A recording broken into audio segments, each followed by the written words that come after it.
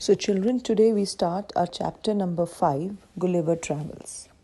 Before we read the chapter, let me just give you a small preface.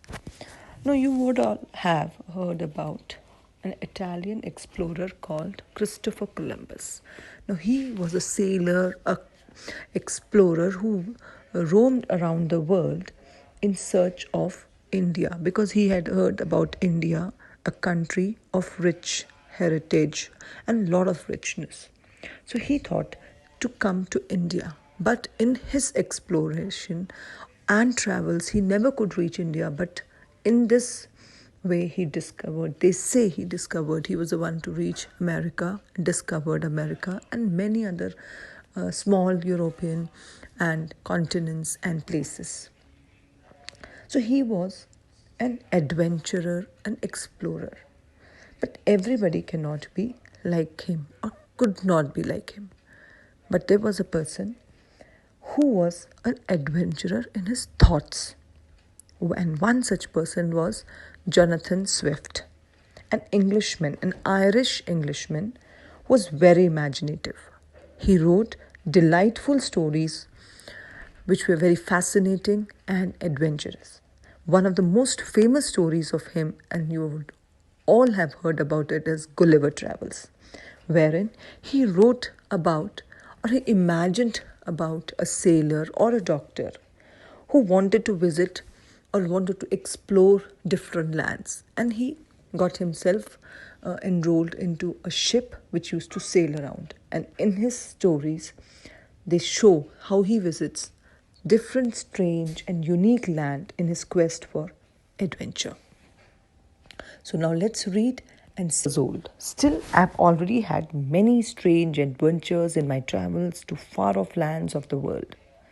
Strange adventures aren't what you'd expect from someone named Dr. Lemuel Gulliver. But being a doctor in London just didn't satisfy me. Traveling to distant lands in the world always fascinated me. So, after qualifying as a doctor, I signed up as a ship doctor and spent 3.5 years sailing around Europe.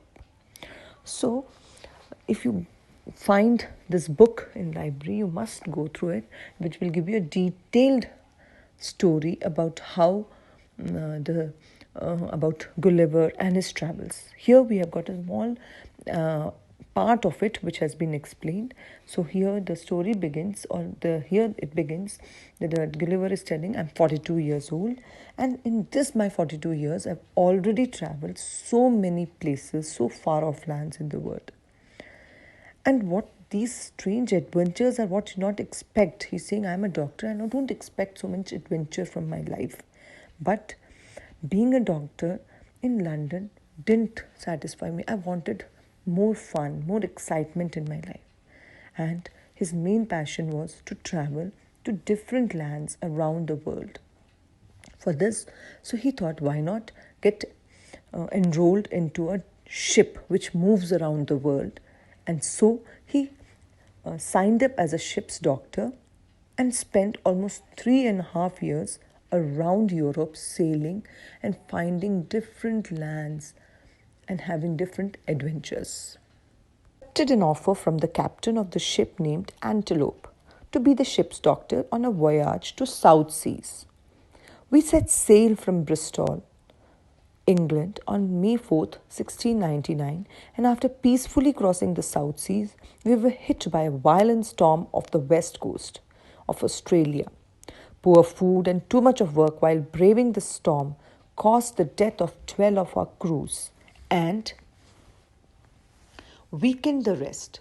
So when the wind drove us into some rocks and split the ship apart, only 6 seamen, myself included, had enough strength to get a lifeboat down into the sea and now row clear of the ship and rocks. So, Gulliver is trying to tell us here just a beginning of how he started off. So he accepted the offer from a ship called Antelope, the captain of the ship called Antelope, to be on the ship. And when they set sail onto the South Seas from England on May 4th, 1699, everything was peaceful. But soon they were hit by a violent, what is violent? A powerful storm, and the west coast of Australia. Now, when the storm hit them, the food was less. There was too much of work because the storm was happening, because of the storm, which led to the death of the 12 of the crew members. So now, left with the rest of the crew members, the ship was driven onto many rocky areas, and when the ship hit the rocks, it split.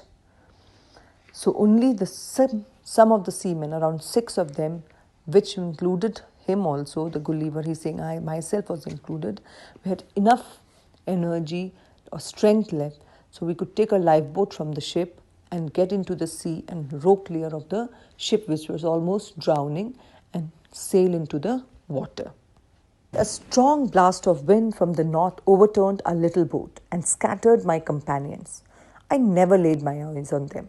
I began swimming in whichever direction the wind and the wave pushed me.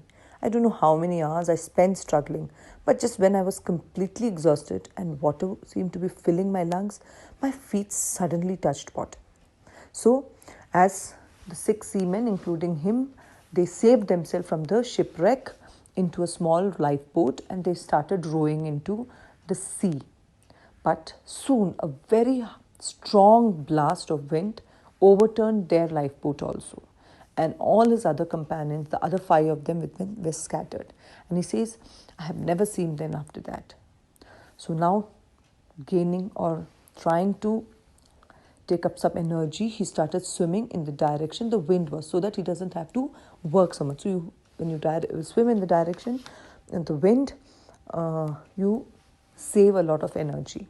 So as he was swimming into the sea, he said, I don't know how many hours I was struggling and trying to swim because I was getting completely exhausted and almost water was getting filled up into my lungs. I suddenly felt some land on my feet and I was elated. I took in several mouthfuls of air and looked up to heaven. It must have been about 8 in the evening. The storm had decreased and there was enough light to make out land, about a mile away. I spent the next 2 hours trying to drag myself towards the shore. I was so weak and tired when I finally limped out of the sea that I dropped down on a patch of soft grass. Within moments, I was sound asleep.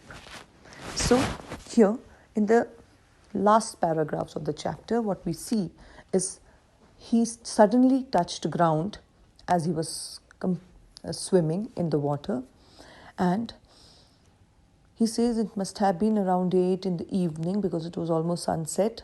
The storm has decreased, and there was enough light at dawn. At the dawn, when you have that little light and no coming out of the setting sun, he could make out a land figure a mile away.